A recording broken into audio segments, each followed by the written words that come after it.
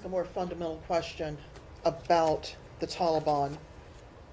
Your spokesperson indicated in recent days that de facto the Taliban are in charge in Kabul, but there is no legal recognized government by the United States at this moment. And it kind of begs the question, why does the United States even have to pay attention to what the Taliban wants? It's an SDGT. It's sanctioned by many organizations.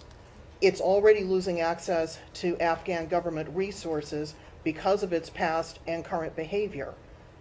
Why should the United States even care what the Taliban wants to be done at the airport or frankly anywhere else in the country, since they are not, in the U.S.'s eyes, a legally recognized government? Mm-hmm. Thank you. Thank you. Our focus right now is on getting our citizens and getting our partners, Afghan partners, third country partners who've been working in Afghanistan with us, out of the country and to safety. And for that purpose, first, the Taliban, whether we like it or not, is in control, largely in control of the country, certainly in control of the city of Kabul. And it's been important to work with them to try to facilitate and ensure the departure of all those who want to leave.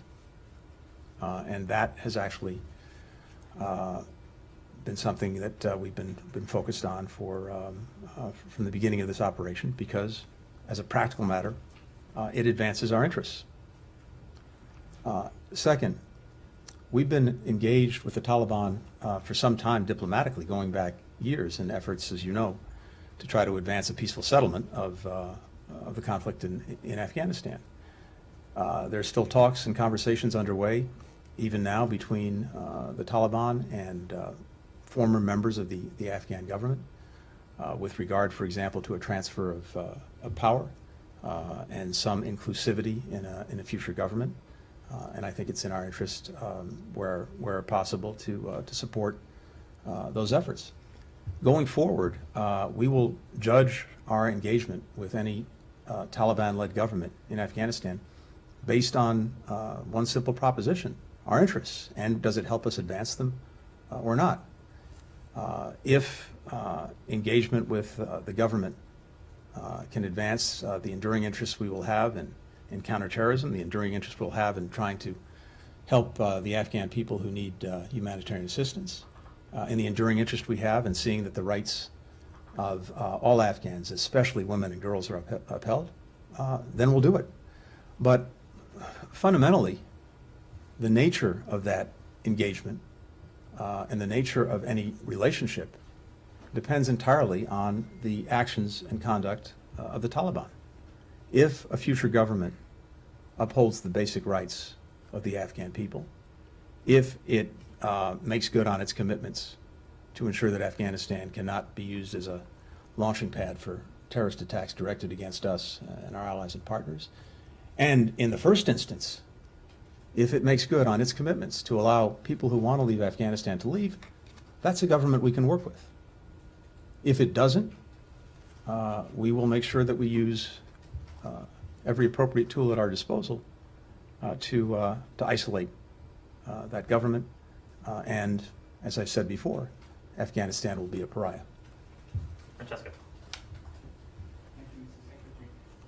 What will happen on September 1st? Will the U.S. keep any diplomatic and or any other kind of presence in Kabul at all? And who will run the airport? Is there any progress in the discussions with the Turks who announced the withdrawal, the military withdrawal, with the Qataris and with the Taliban on the airport? Thanks. There are very active efforts on the way, underway on the part of regional countries to see whether they can play a role in keeping the airport open once our military mission leaves, or as necessary, reopening it if it closes for some period of time. And that's happening very actively right now. The Taliban have made clear that they have a strong interest in having a functioning airport. We and the rest of the international community certainly have a strong interest in that, primarily for the purpose of making sure that anyone who wants to leave can leave past the 31st using an airport. And so that's a very active effort that's underway as we speak. And again, with regard to our own potential presence going forward after the 31st, we're looking at a number of options. Thank you very much, Mr. Secretary. Thank you all very much.